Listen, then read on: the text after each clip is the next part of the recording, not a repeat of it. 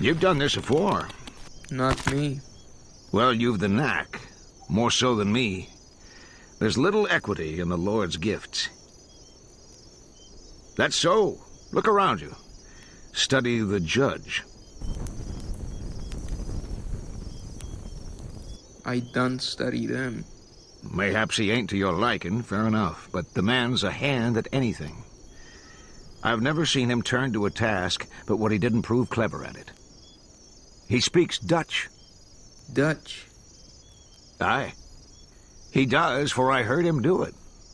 We cut a parcel of crazy pilgrims down off the Llano, and the old man in the lead of them, he spoke right up in Dutch, like we were all of us in Dutchland, and the judge give him right back. Glanton come near falling off his horse. We none of us knew him to speak it. Asked where he learned it, you know what he said? What did he say? Said off a Dutchman. I couldn't have learned it off 10 Dutchmen. What about you? No. The gifts of the Almighty are weighed and parceled out in a scale peculiar to himself. It's no fair accounting. And I don't doubt but what he'd be the first to admit it, and you put the query to him boldface. Who? The Almighty, the Almighty.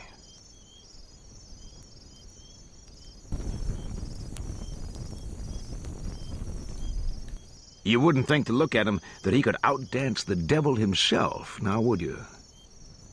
God, the man is a dancer. You'll not take that away from him. And fiddle. He's the greatest fiddler I ever heard, and that's an end on it. The greatest. He can cut a trail, shoot a rifle, ride a horse, track a deer. He's been all over the world. Him and the governor, they sat up till breakfast, and it was Paris this and London that in 5 languages. You'd have give something to have heard of him. The governor's a learned man himself, he is, but the judge... Oh, it may be the Lord's way of showing how little store he sets by the learned. Whatever could it mean to one who knows all? He's an uncommon love for the common man, and godly wisdom resides in the least of things, so that it may well be that the voice of the Almighty speaks most profoundly in such beings as lives in silence themselves. For let it go how it will, God speaks in the least of creatures.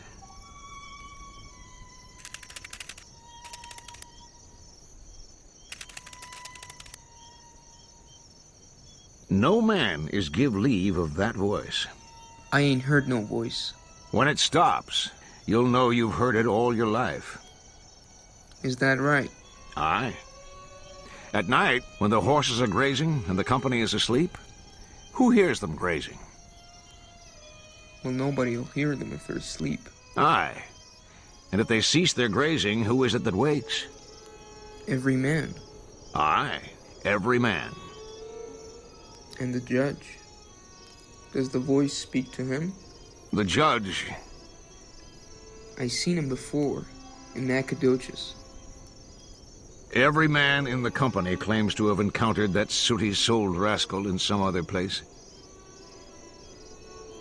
He saved us all. I have to give him that. We come down off the little Colorado. We didn't have a pound of powder in the company. Pound.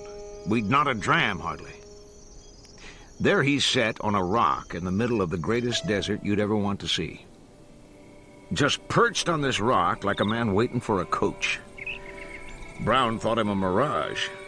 Might have shot him for one if he'd had aught to shoot him with. The judge. Give the devil his due. We come upon the judge on his rock there in that wilderness by his single self. Aye, there was no rock, just the one. Irving said he'd brung it with him. And there he sat. No horse.